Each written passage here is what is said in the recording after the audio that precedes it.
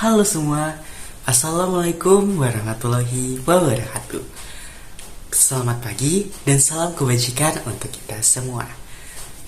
Semoga semua kegiatan dan aktivitas yang kita lakukan pada kehidupan sehari-hari selalu diberikan kemudahan, optimis, dan selalu bersemangat dalam pekerjaannya. Sebelum saya memulai video kali ini, izinkan untuk saya memperkenalkan diri terlebih dahulu. Perkenalkan, nama saya Yudhistira Deva Utama dari Offering E32 Prodi Teknik Industri dari Universitas Negeri Malang.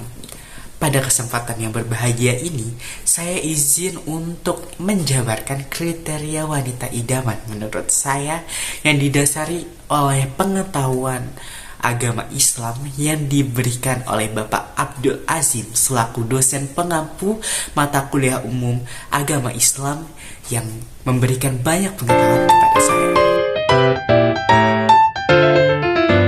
Di dalam banyak kitab fikih, para ulama menulis beberapa anjuran yang seharusnya menjadi bahan pertimbangan laki-laki dalam memilih pasangannya.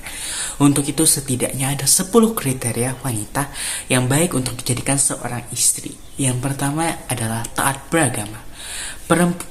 Rasulullah SAW bersabda, perempuan itu dikawini atas 4 perkara, yaitu karena hartanya, keturunannya, kecantikannya, atau karena agamanya. Akan tetapi pilihlah agamanya agar dirimu selamat. Hadis tersebut memberikan gambaran jelas mengenai kriteria yang harus menjadi bahan pertimbangan seorang laki dalam memilih calon istri. Dalam memilih seorang perempuan untuk dijadikan istri, pertama kali hendaklah kita menilai ketaatannya dalam beragama, seperti yang disabdakan oleh Rasulullah SAW dalam hadis di atas. Tanda utama seseorang dikatakan taat beragama yaitu bila ia dapat menjalankan ketentuan pokok yang menjadi rukun iman dan Islam dengan benar. Lingkungan yang tidak baik ialah kebiasaan, tradisi, dan perilaku yang bertentangan dengan syariat Islam. Lingkungan masyarakat yang mempunyai tradisi berjudi, membuka praktik pelacuran, gemar minum minuman keras, dan melakukan maksiat lainnya merupakan contoh lingkungan yang tidak baik. Meski bisa saja ada seorang wanita yang tetap menjadi sosok terpuji meskipun hidup di lingkungan tersebut, memang tidak bisa dijadikan sebagai satu kepastian untuk menyimpulkan bahwa setiap perempuan yang tinggal di lingkungan yang buruk otomatis berakhlak tidak baik. Yang ketiga adalah perawan. Disebutkan dalam hadis berikut bahwa Rasulullah SAW bersabda kepada Jabir ketika beliau kembali dari perang Zatur Rika, "Wahai Jabir, apakah nanti kamu akan kawin?" Saya menjawab, "Ya wahai Rasulullah." Sabdanya, "Dengan janda atau perawan?" Saya menjawab, "Janda." Sabdanya, "Mengapa bukan perawan? Sesungguhnya bapakku telah wafat saat perang Uhud, sedangkan beliau meninggalkan 7 anak perempuan kepada kami. Oleh karena itu Allah dengan janda perempuan yang mumpuni." Sabdanya, "Engkau benar insya Allah." Hadis riwayat Bukhari dan Muslim. Hadis tersebut memberikan dorongan kepada kaum laki-laki untuk memilih calon istri yang perawan. Tetapi perawan belum pernah mengenal kemesraan dengan laki-laki sehingga hatinya masih polos dan bersih. Kriteria selanjutnya ialah penyabar. Kriteria ini juga sangat logis untuk dipertimbangkan. Apabila laki-laki ditanya, apakah tidak mau memiliki istri yang penyabar? Jawabannya mungkin mau tentunya. Dalam kisah Aisyah binti Muzaih radhiyallahu anha, ia beriman kepada Nabi Musa alaihissalam hingga akhirnya ia disiksa oleh Fir'aun. Allah berfirman pada Quran surah Al-Tarim ayat 11, "Ya Allah, bangunkanlah untuk sebuah rumah di sisimu dalam Firdaus, dan selamatkan aku dari Fir'aun yang berperbuatan, dan selamatkan aku dan kaum yang dizalimi." Nabi SAW juga bersabda, laki-laki yang sempurna banyak, sedangkan wanita yang sempurna hanyalah Aisyah istri Fir'aun dan Maryam binti Imran. Dan sesungguhnya kelebihan Aisyah daripada wanita lain adalah seperti kelebihan makanan sari, roti yang direndam dalam kuah di atas makanan yang lain. Hadis riwayat Bukhari dan Muslim. Sabar dalam bahasa Arab artinya lapang dada dan menerima kepahitan. Istri yang sabar tidak hanya memberikan semangat dan dorongan hidup kepada suaminya dalam menghadapi segala macam tantangan dan rintangan, ia juga dapat menjaga kehormatan suami di hadapan anak-anak dan orang lain. Setiap laki-laki perlu memperhatikan sifat calon istrinya. Sifat-sifat buruk banyak berpengaruh dalam hidup berumah tangga. Bukankah tidak ada orang yang mau membangun rumah tangga dengan suasana penuh pertentangan? Menyenangkan hatinya sebagai istri, kata-kata yang dipergunakan pada ayat di atas yaitu ta'aba. Kata ini bersifat baik hati. Tanpa adanya faktor-faktor tadi, rasa tertarik, senang, dan terpikat mungkin tidak akan muncul. Daya tarik yang utama dan bertahan lama bahkan sampai akhir hayat adalah akhlak dan ketaatannya perempuan yang bersangkut kepada Allah dan Rasul-Nya. Istri yang bisa membuat suaminya merasa senang dan tertarik akan semangat untuk bersama-sama membangun rumah tangga yang disakinah dan damai. Setiap laki-laki yang hendak memilih seorang perempuan sebagai calon istri harus bertanya kepada dirinya sendiri apakah hatinya benar-benar merasa senang dan terpikat kepada perempuan tersebut atau tidak. Ketika kamu lihat taat kepadamu, ketika kamu suruh menjaga dirinya dan hartamu ketika kamu pergi. Hadis riwayat Tabarani dari Abdullah bin Salam. Amanah yaitu tanggung jawab memenuhi kepercayaan orang kepadanya.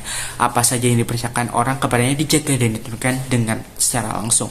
Ayat tersebut menjelaskan sifat istri yang baik, yaitu benar-benar bisa memelihara kehormatan dirinya pada saat suaminya tidak ada di rumah.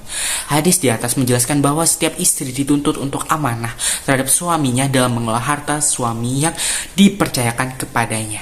Suami bukan hanya mempercayakan harta kekayaan kepadanya, melainkan juga mempercayakan kehormatan dan keamanan anak-anaknya. Hal ini menuntut adanya sifat amanah istri, sehingga ia tidak akan melakukan kecurangan ketika suaminya tidak ada. Misalnya karena kekurangan uang belanja yang menyebarkan hal tersebut kepada orang lain atau menyampaikan aib suami kepada orang lain, sekalipun tidak bermaksud jahat. Yang selanjutnya adalah sepadan dalam beragama. Wahai Bani Baidan, kawinkanlah perempuan-perempuan kamu dengan Abu Hin, dan kawinkanlah kamu dan perempuan-perempuannya. Hadis riwayat Abu Daud. Orang-orang Arab satu dengan lainnya adalah kufu, berkas budak satu dengan lainnya adalah kufu pula. Sesungguhnya Allah memuliakan Kinanah di atas Bani Ismail dan memuliakan Quraisy di atas Kinanah, dan memuliakan Bani Hashim dan Quraisy di atas Bani Hashim, dan memberikannya yang terbaik. Quran Surah Al-Bukhari. Maupun kedudukan sosial dan ekonomi, bila calon pasangan dalam hal tersebut setara, maka mereka disebut kufu. Kufu dalam beragama ini ialah kualitas akhlak dan ketaatan beragama calon pasangan yang benar-benar setara. Islam menganjurkan memiliki istri yang kufu dalam beragama agar kelak tercipta suasana sakinah dan mawadah dalam hidup rumah tangga. Hal ini semacam akan menghambat upaya menciptakan rumah tangga yang dipenuhi kemesraan, kebahagiaan, dan penuh tanggung jawab kepada Allah Subhanahu wa Ta'ala. Nikahilah ibu-ibu dari anak-anak, yaitu wanita yang bisa melahirkan, karena sesungguhnya aku akan membangkitkan mereka pada hari kiamat. Hadis riwayat Ahmad. Dari kedua hadis tersebut sudah jelas bahwa wanita yang baik untuk dijadikan istri ialah wanita yang subur, mampu melahirkan keturunan. Yang kesembilan adalah cerdas dan berperangai baik. Kecerdasan akan merupakan tuntutan dalam kehidupan berumah tangga. Begitu pula dengan kebaikan akhlak dan perangainya, supaya anak-anak dapat meneladani orang tuanya. Sebagaimana yang kita tahu bahwa anak-anak nanti sebagian besar waktu akan dididik oleh istri, apalagi ketika belum waktunya mengenyam pendidikan, sesuai dengan pepatah yang menyebutkan bahwa istri, ibu adalah sekolah pertama bagi anak-anaknya. Dan yang terakhir adalah pandai menjaga silaturahmi.